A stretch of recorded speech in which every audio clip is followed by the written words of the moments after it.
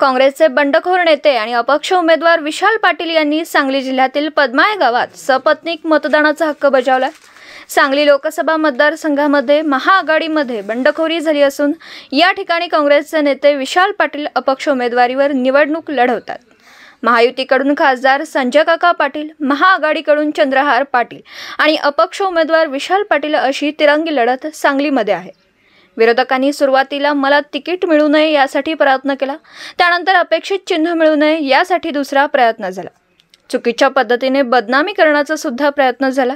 आता तर उजव्या बाजूची मतदानाची मशीन ही डाव्या बाजूला सुद्धा काही ठिकाणी ठेवण्यात आली आहे। खालच्या पातळीवर जाऊन विरोधकांनी माझ्या विरोधात वेगवेगळे प्रयत्न केले, मात्र जनता माझ्यासोबत असून बहुमताने आपला विजय होईल असा विश्वास उमेदवार विशाल पाटील यांनी व्यक्त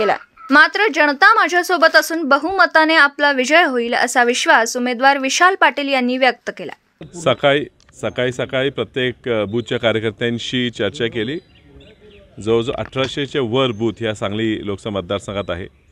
मी अपक्ष उमेदवार आहे। मी अपक्ष उमेदवार असून सुद्धा प्रत्येक बूथवर आमची यंत्रणा कामाला लागलेली आहे। पोलिंग एजंट तिथे जाऊन बसलेले आहेत। एवढा उत्साह कार्यकर्त्यांच्यात आहे हे बघून निश्चित आम्ही सुद्धा आमचं मन भरावून येते की एवढी शक्ती एका अपक्ष उमेदवाराच्या मागे लोक लावू शकतात। प्रत्येक ठिकाणी उत्साह आहे, चांगलं वातावरण आहे। हे चांगलं वातावरण असताना काही खंत मनात येते। काही गोष्टी जाणून बुजून केल्या जातात। माझ्या उमेदवारीपासून त्रास आहे। मला उमेदवारी मिळू नये, मला चिन्ह मिळू नये, माझं नाव बॅलेट मशीनवर कमी खालती लागावं असे वेगवेगळे प्रयत्न झाले। कालही वेगवेगळे प्रयत्न केले गेले। आज सकाळीही क्लिअर इन्स्ट्रक्शन असताना की उजव्या हाताची बॅलेटिंग BU युनिट जी म्हणतो, जी बॅलेटिंग युनिट आहे ती उजव्या हाताला असली पाहिजे, हे क्लिअर इन्स्ट्रक्शन ट्रेनिंगमध्ये दिलं असून सुद्धा बऱ्याच ठिकाणी जाणून बुजून मशीन उलटी फिरवून डाव्या बाजूला ठेवण्याचा प्रयत्न केला गेलेला आहे।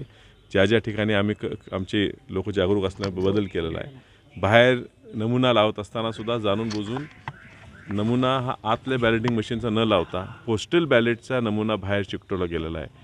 हे सुद्धा जाणून बुजून केलेलं आहे, कारण मतदार कन्फ्यूज व्हावा।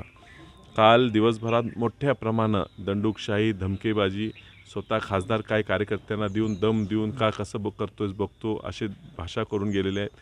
पैशाचा अमाप वापर, गैरवापर केला आहे, यंत्रणेचा गैरवापर केला आहे। सोशल मीडियाच्या माध्यमातून खोटे मीम्स व्हायरल करायचा प्रयत्न केलेला आहे।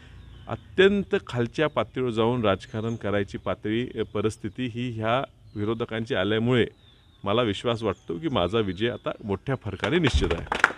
काही ठिकाणी तुमच्या विरोधातले व्हिडिओ व्हायरल केले जात आहेत, त्याला कसं उत्तर द्याल? विरोधातले नाही, हे जाणून बुजून बदनामी करणारे व्हिडिओ आहेत। ह्याला काय उत्तर आपण देणार आहे?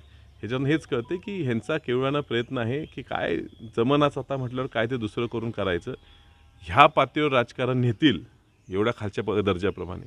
आज आम्ही एवढं वर्ष राजकारणात आहे, आमचं कुटुंब आहे, पण हा दर्जा एवढा खालावेल म्हणजे एक सीट जिंकण्यासाठी किंवा वसंतदादांच्या घराला संपवण्यासाठी ह्या एवढ्या वाईट पद्धतीची कूटनीती ही लोक अवलंबतील असं वाटलं नव्हतं।